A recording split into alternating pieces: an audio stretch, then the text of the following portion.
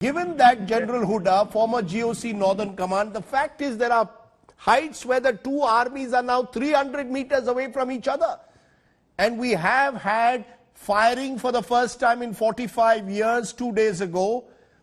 Given what you are hearing from the ground, what we are hearing from the ground, the situation could easily spiral out of control. Is it possible to prevent further escalation, given that each side seems keen to retain the territory that they have, and the Chinese want to get back some of those heights that reportedly we have got in the last few days?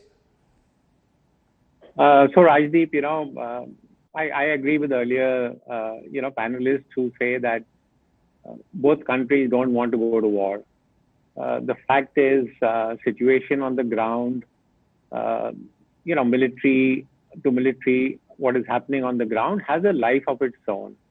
And therefore, despite all our best intentions that, matters should not escalate, as long as there is no breakthrough in the deadlock that has happened, as long as there is no move forward on the disengagement process, I'm afraid, despite all that we wish for, the situation on ground is a hair trigger.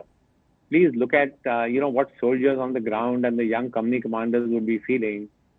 They've occupied dominating heights in the South Bank. The Chinese obviously want them to go back. There is a huge chance for, miscalculation. It's now weapons free. The standard operating procedures have been revised. Thankfully, nobody's got, shot and killed in fighting, but it could well happen. So I see, unless there is some kind of a breakthrough which gets translated on ground, and you see some kind of a disengagement process taking place, I'm afraid, despite our desires and wishes and intentions to not escalate the situation, things could go completely out of control. Just for our viewers, 300 meters away from each other on the heights of eastern Ladakh, General Huda, what is the message to those military commanders on the ground? From your experience as former GOC Northern Command, when you say that, there could be, things could easily spiral out of control, is the message that we don't strike first, but if the Chinese were to once again resort to provocative action, we have no choice but to hit back now? See, Rajdeep, I think we should see this, in light of what has happened. I was there during the Tumor incident, and we had, almost 1,000 soldiers on each side, facing off at a distance of 1 to 2 meters.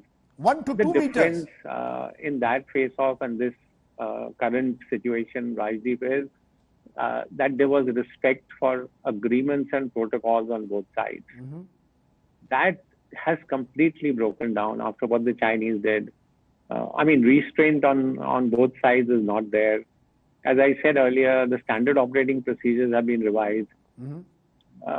If the Chinese attempt to do something, would the Indian Army soldiers on ground be even willing to accept the kind of thing that happened when these people intruded and, got into our territory? So therefore, that's the reason I'm saying that things are, as somebody else said, things are at a knife's edge. And unless there is some substantive move, and the talks move forward, I think we could see. And what is there to prevent, any side from doing what has happened in the South Bank in some other area, open up another front. So I think unless there's a breakthrough, we are going to be, seeing some very tense military escalation happening.